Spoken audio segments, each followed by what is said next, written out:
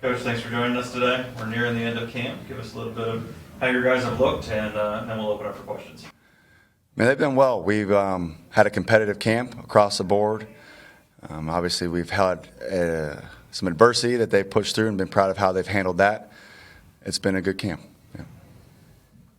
A lot of new faces. I guess they're all new for you going back to last year, but at specialist positions, any guys that have kind of solidified themselves or kind of stood out during camp so far? No, and I mean, at certain spots, yes, but I think overall, the overarching theme you could probably say would be just consistency. We have guys that do really well one day and then the next day don't do as well. So that's the challenge of them as we press through this week and into next of who's going to be consistent. At the end of the day, we need to send out the guys out there that are going to do their job, and we know what to expect and what we're going to get. The team deserves that, so that's the challenge this week if we can accomplish that. Nick Brown, pretty young, but showed some flashes last year. How consistent has he been? He's had a good camp, but again, all three of the kickers that are here, they've all had ups and downs. They've had good days, they've had bad days, and none of them have stuck out enough to say he's going to be the guy. And so that'll be the push this week is who can do it and who's going to take the job, and that's been communicated to them, even through the summer, is this job is up for grabs, and someone needs to go take it. So we'll see how we do this week. Is that something that you guys want to decide on kind of one, or will it depend on weather conditions or just game to game kind of thing? No, we love to have one. Yeah, we don't want to. I think if you have more than one, you don't have any, right? So we'll try to have one dialed in. Hopefully we can get that answered this week. Braden was a guy that suffered through some injuries last year. Is he back healthy, and how's his camp been so far? He's healthy, and again, I feel like I sound like a broken record. It's been the same thing, consistency, right? He'll have a great day, and the next day his day's not as good.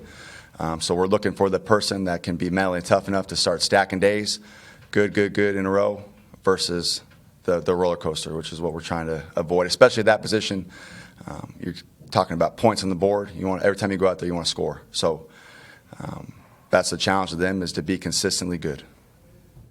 Do your position groups, I guess, depending on which unit you have, do they come into more focus as camp goes on because other positions on the roster come into focus and playing time gets delegated, or do you operate separately from that? No, I think it's no different than any other position, right? We're all competing for jobs, and it is as competition. So every day they're being evaluated and how they approach their craft. And so I don't know that you can consider it different than any other job. Now, the beautiful thing about football is you can have a 6'5", 350-pound lineman, and you can have a 5'8", 150-pound kicker. But we all have a role in the team, and our job is to go out there and do it successfully, right? That the team can count on us to go score points. Going back to kicker, do you envision having a kickoff specialist, or you want someone kicking field goals too, or is that kind of to be determined? No, I think may the best man win. So Max kicks off as well, and he does a good job, and the other three are competing for it as well. So I don't know that we'll have a specialist. It's going to be the best person for the job, and who can either put great hang time on the ball or kick touchbacks. I love touchbacks. Yeah. Speaking of Max, he's a guy that got put on scholarship at the end of the spring. What did he do to kind of earn that honor? Well, I think it was consistency throughout the spring. He had a really good spring. He worked really hard at his craft. He's great academically. He's great socially. He stands for what we want a Liberty Flame to be, and that's what he was deserving of it. And his performance on the football field followed, right? So he deserved it, and he earned it. Your role with the defense, has it changed at all from spring now coming into fall camp? Are you still working with outside linebackers? Yep, so we got the jokers in. Not jokers, don't offend them now. But yes, the jokers, the outside linebackers. It's a hybrid position, so it's half defensive end, half outside linebacker. They have a lot on their plate, but to get them individual coaching, I think helps. We can kind of dial in on the details of their job. Who are some of the guys at that position that have kind of emerged during camp? I think we have 5 in the room. So, yeah, Mayan, Bryson, Mr. Whitehead, C.J. Bazile, and Donovan Dozier. So, we don't have a person in that room that has less than 3 years left. I mean, we got a young position group. So the challenge to them, again, is how do we practice? What's the right way to practice? What's the effort that's required to be a great player? That's been their challenge in consistently practicing that way, right? And it's been no different with the specialists, right? Consistency. Some days they're great, some days they're not. And it's holding them accountable to the standard that they set, not us. So we asked them, before we really got it going, what do you want this room to be about? And they gave us their answers. Now it's our job as coaches to hold them to that standard. Like that's what love is. That's what accountability is, to hold them to the standard that they set for themselves.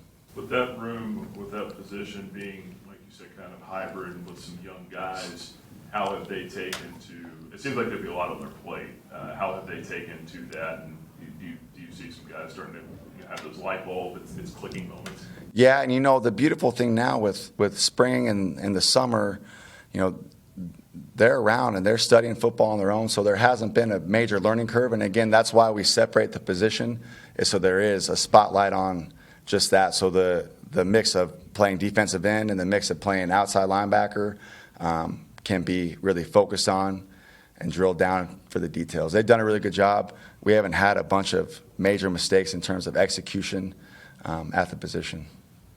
Looking at returner, most of the guys that did the majority of the returning last year is no longer on the team, and I think Reese was probably a guy that was probably expected to be counted on there, and he's gone down to injury. Who are some guys that you guys have been maybe rotating through or using or looking at in the return game? We got a bunch. So we do pre-practice. We start every day with catching punts and kicks. And so we have probably 6 to 8 guys out there. Brylan Green's done a good job.